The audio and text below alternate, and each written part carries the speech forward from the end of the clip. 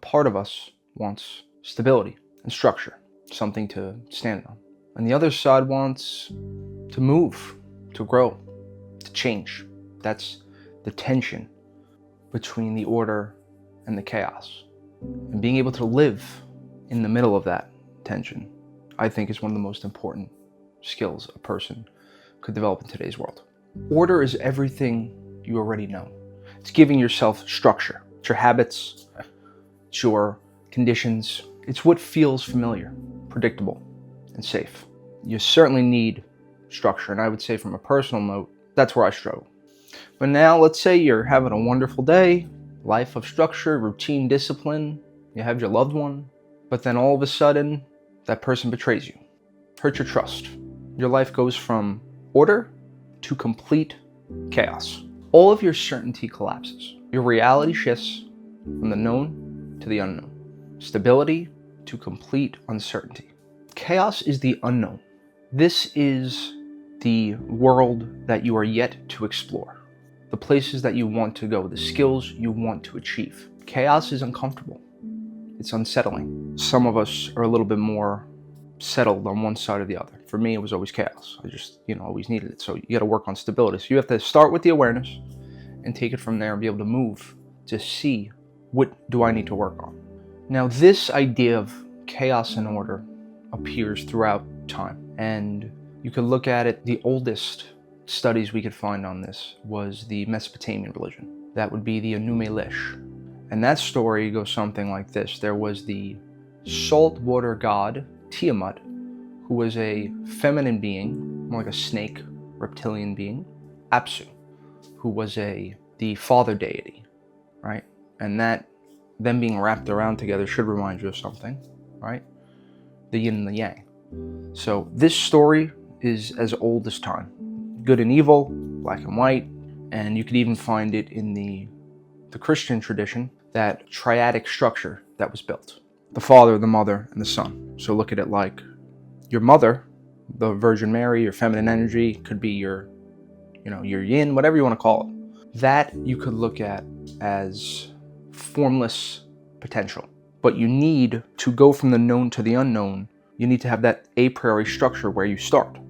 And where you start is in order. So that could be the Father. And then you look at the story of Jesus as a transformation. So Jesus was your consciousness, right? You're being able to create structure and then having the ability to take action. So what you will see throughout most religions, the yin, the yang, the Tao, Eastern philosophies and things like that, that's what you will find. There's this chaos and this order. In Eastern philosophy, it's expressed through the balance of opposites. Now, this is something Alan Watts loved to talk about, the death and rebirth. This topic, it's very paradoxical, right? But it's all about living optimally and then being able to transform yourself. That's what I think the story of Jesus is the most important thing. Whether you believe that it's real or not, that's something I've always tussled with.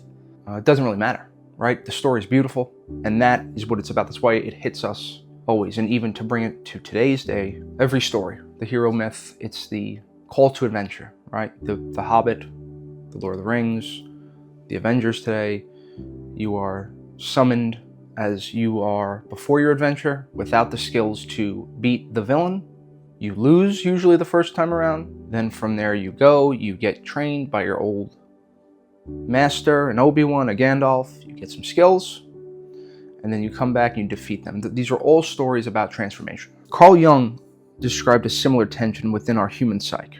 He believed that growth requires confronting what is unknown within ourselves, the integration of opposites. This could be a path towards wholeness. Now, balance is the key to all of this. It's the key to self-discovery. It's the key to living your life. The balance is the way here. And as a person who was always black and white, go or don't go, believe me, please test out your balance. So the first thing we'll do is start with the awareness, and now we can move towards these more fun concepts. The mistake that most of us choose is one over the other. You should entirely live in order, or you should entirely live in chaos. Life does not have to work that way. It unfolds between the two. Too much order, life becomes rigid. Too much chaos, you don't know where to stand. You don't want to become disoriented. So when you are aware of what you are doing and in your life, you're able to pick your level of order and chaos. Some people may need a little bit more, some people need a little bit less. In this point in my life, I'm probably living like a monk, living in a little bit too much order. You just need a little chaos, just a little bit of fun to get through some stuff. But you need to be secure enough where your physiology is not out of control, but you want to be out there in the unknown and updating yourself and learning. So your nervous system is going to signal this to you. This is physiologically, you could feel it. When you start waking up and you're not sleeping, you're probably in too much chaos, right? You probably need to say, I need to, really lock down on discipline and be able to focus a little more. If you're doing all that and you start feeling nothing, how I'm sort of feeling now, so I was feeling a little too rigid, making good money, we're doing okay, we're starting a little show here, Purple Pill, baby. So that would be, my suggestion to you guys. Growth doesn't happen when everything is perfectly controlled. It happens when you step just slightly into the unknown. When you take on something, when you move towards that uncertainty, when you allow yourself to encounter what you don't yet understand, that is where your transformation begins. Remember, a meaningful life is not found in perfect control, and it's not found in complete disorder. It is found in the balance, right in the middle way. And that's the best part of this. We get to pick the meaning of it. We get to pick how much order we want and how much chaos. This is the Purple Pill.